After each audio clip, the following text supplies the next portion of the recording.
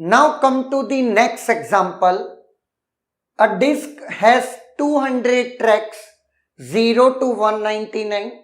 At a given time, it was servicing the request of reading data from 120th track.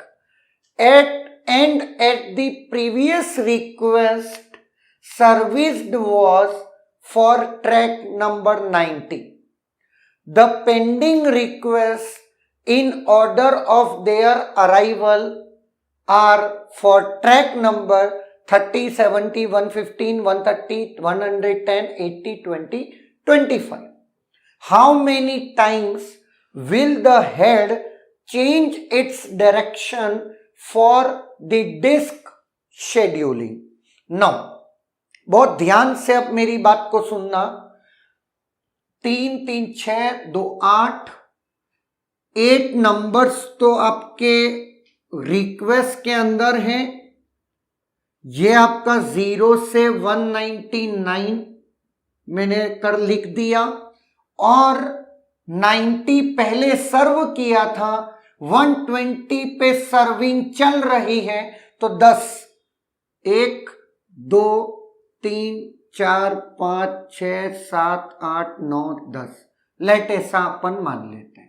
अब 130 सबसे बड़ा है, उसके बाद 120 पे चल रहा है, 120 के बाद 115, 115, 110, 110 के बाद 80, इसके बाद 90 पे पहले सर्व किया था, इसके बाद 80, 70, सबसे छोटा नंबर दैट इज 20, 25, 30। क्लियर है? ये सारे नंबर्स इन्वॉल्व है। नाउ अब वो ध्यान से मेरी बात सुनना। जो पहले हो चुका है वो ये स्थिति है। क्लियर?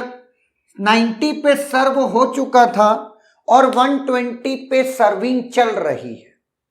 नो, अब इन्होंने पूछा SSTF और FCFS। तो FCFS तो सिंपल है, जो जिसमें आया है उस वे में आप चलते जाइए, तो आपको कोई दिमाग नहीं लगाना। FCFS को पहले देख लेते हैं। FCFS 128 से 30 पहले गए, 30 पे आए, 30 से फिर 70, 70 से फिर 115, 115 से 130, 130 से फिर 110, 110 से 80, 80 से 20 और 20 से 25 है ना, दैट इज FCFS। अब वो ध्यान से देखना, होता क्या है, इनिशियली सबसे फर्स्ट 120 पे थे और हम इस तरफ मूव हुए, क्या इसे काउंट करना है? तो इस क्वेश्चन में बहुत ही नीट एंड क्लीन इन्होंने बोला 120 पे मैं सर्व कर रहा हूं और 90 को सर्व करके आया हूं, तो ये आपको जोड़ना पड़ेगा 1, 2, 3, 4। FCFS में कितना? FCFS में 4। क्लियर है? और पहले एक जो इनिशियल फेज में है उसको हमको काउंट करना पड़ेगा, मानते हो ना? ये FCFS हो गया। अपने को बाकी चीजें काउंट करने की नीड ही नहीं है, क्यों करना? नाउ अब अपन चलते हैं क्या, SSTF, shortest seek time first. 120 से शॉर्टेस्ट कौन? 115 या 130? तो ऑब्वियस है 5, मतलब 115। 115 से 130 जाऊं या 110 आऊं? तो ऑब्वियस है 110। 110 से अब आपका क्या है 90, दैट इज 20 और एक आपका 130, तो ऑब्वियस है जिस डायरेक्शन में, अब यहां पर क्या आपका आ गया 120 और 90 आपकी रिक्वेस्ट नहीं है, sorry 90 is not my request and 120 is not my request. Clear है, ये रिक्वेस्ट नहीं है, ये तो प्रीवियस है, नहीं तो ये एम्बिग्यूटी आ गई, हाँ या ना, 110 से 90 पे या 130 पे। तो ऐसे सर्टेन केसेस में नॉर्मली आपको क्वेश्चन एग्जाम में कभी भी एम्बिग्यूअस नहीं होगा।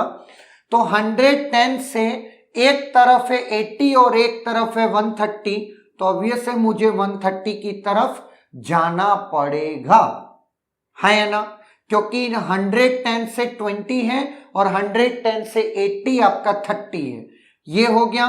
और लास्ट में अब सुनिएगा, मैं ऐसे तो कुछ नहीं है कर सकता हूं, एक लाइन ही तो खींचनी है, जबकि मुझे पता है अब इस एंड पर कोई रिक्वेस्ट नहीं है, सब कुछ इस तरफ है, तो सारी लाइन सर्व होती जाएंगी 80 70, देन फिर इसके बाद 30, इसके बाद 25 और इसके बाद 20, है या ना। नो अब चूंकि आप 120 से मूव तो हुए ना इस तरफ, 1 2 3 SSTF 3, आपको किस रिस्पेक्ट में पूछा है, SSTF एंड FCF है 3 and 4, 3 and 4 is option C is the correct answer, है ना। नाउ अब वो ध्यान से देखना, अगर मैं पहला मूवमेंट काउंट ना करता और मैं ये इग्नोर कर देता कि मैं 90 प्रीवियस था, 120 करंट है और वो डायरेक्शन अब 199 की तरफ है, तो मैं ऑपोजिट वाली चीज इनिशियल में भूल काउंट नहीं करता या मिस कर जाता, तो मेरा आंसर 2 और 3 होता। 2 और 3 पहला ही ऑप्शन अवेलेबल है। बात समझ में आई? इसलिए कोई भी डेटा क्वेश्चन में ना ज्यादा है ना कम है, हर एक चीज को क्लियर करने के लिए इस तरीके का क्वेश्चन बहुत ही अच्छा होता है और इसका आंसर ऑप्शन सी है, it is get 2004 question. Obvious, तो आपको सारी बातें इन डिटेल ध्यान रखनी है और चीजों को बहुत ही अच्छे से रीड करना है। टफनेस कुछ नहीं है, बट यही है जल्दबाजी में गलती हो जाती है। Okay, is there any doubt?